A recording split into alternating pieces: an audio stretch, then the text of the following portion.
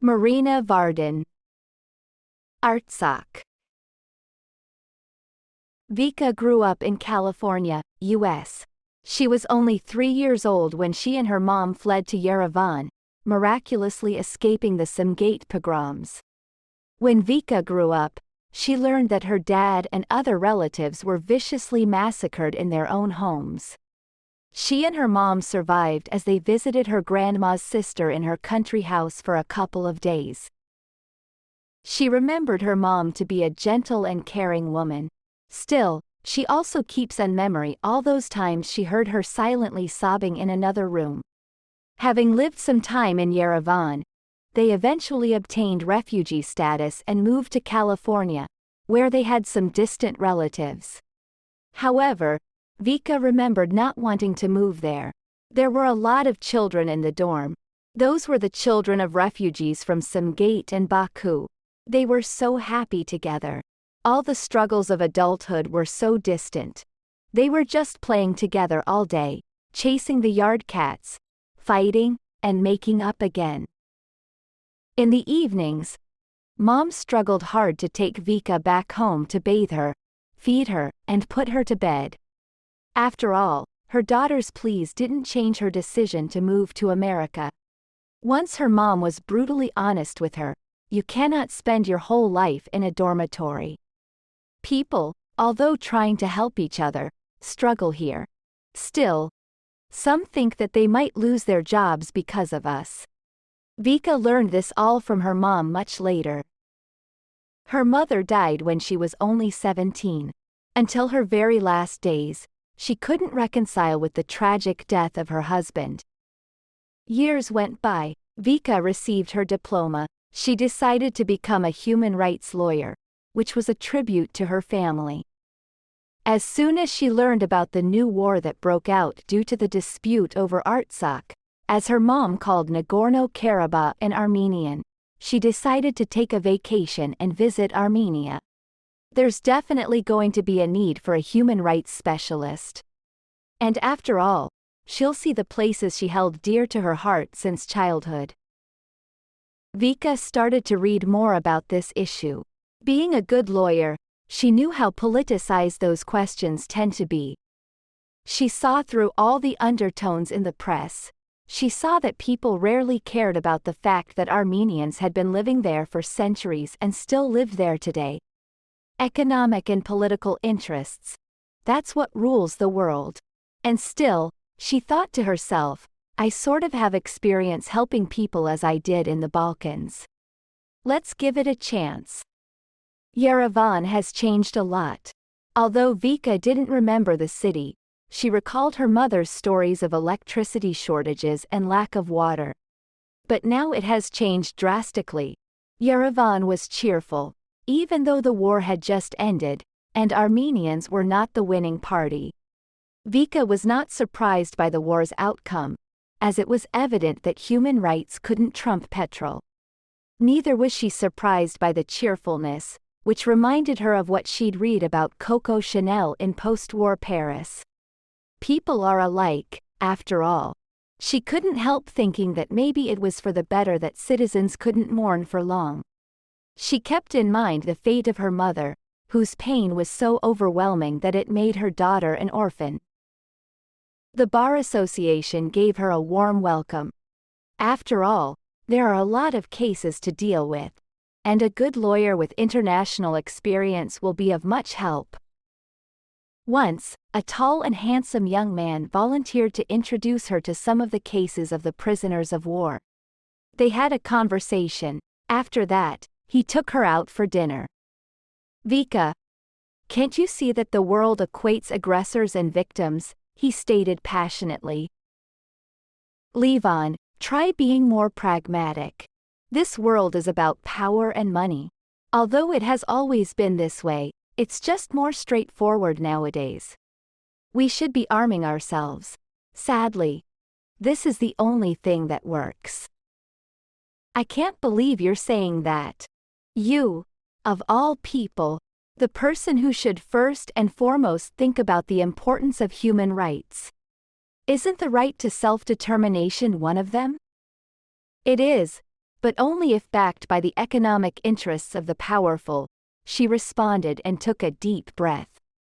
If the majority of the people living here shared Lavon's mindset, this country would be doomed. But nonetheless, even though she found his judgment to be one-dimensional, if not primitive, she still felt attracted to him. Soon, they started dating. One day, she came to his bachelor pad and never left until the very end of her vacation. She helped her fellow lawyers by day and then indulged in love by night, which helped her, at least briefly, to forget about the horrors she'd seen and unwind.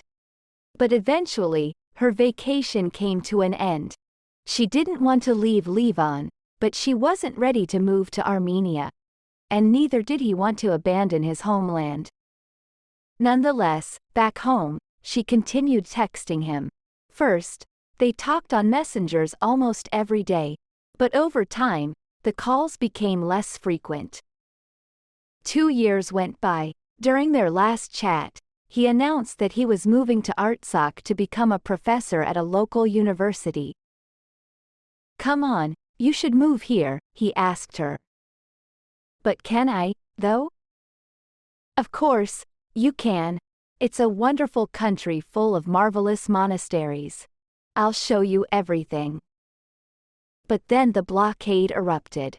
At this point, there was almost no way to keep in touch or, in fact, even call anyone there. And Vika didn't expect herself to care this much. She didn't quite understand the nature of this feeling. Was it because of all the people living in this mountain-locked land under assault or because of Levon, whose fate could be in danger? "We wasted so much time," she thought to herself. "And now this damn idealist is starving there. Rights, human rights. What a fool. This is not to protect them. You should keep your eyes wide open like I do." But she did love him, nonetheless. She hoped to visit him in August. She hoped that the blockade would be over by that time. Vika managed to return to Armenia only in September. Levon was still in the besieged city of Stepanakert. She stayed in his apartment, as she still had the keys with her. She hoped it would make her feel closer to him. And anyway, there was no way to ask him whether this was appropriate. He was a lone wolf. Even now, he did it his way. She was having a walk around the sunlit city when she learned from a group of frightened bystanders that Artsakh was being bombed. Vika immediately started doomscrolling, hoping to find anything related to Levon. In 2 days, Armenia saw flows of refugees coming in. She decided to visit Goris, a city close to the state border, to hear testimonies of those who lived through those horrors, try to help, and, who knows, possibly meet Levon there. Then she left Goris for Kornadzor, a small village in southern Armenia, an ancient place that had seen a lot throughout the centuries. She immersed herself in the pain of those who found salvation there. People fled in a hurry, trying to save their children, barely having something to wear. There she saw a child who found his long-lost father. The very first thing he asked his dad was, "Daddy, have you brought some potato chips for me?" And Vika thought to herself, yes, this is exactly how I remember those children who lived through the Samgate pogroms, just as carefree. Life goes on no matter what. Then there was this smart teen on a bike, escaping city traffic.